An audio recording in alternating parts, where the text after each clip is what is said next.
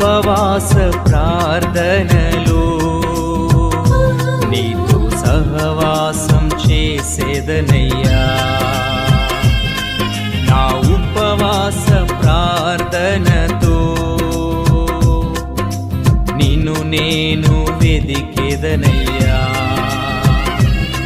నా ఉపవాస ప్రార్థనలో నీతో సహవాసం చేసేదనయ్యా. నా ఉపవాస ప్రార్థన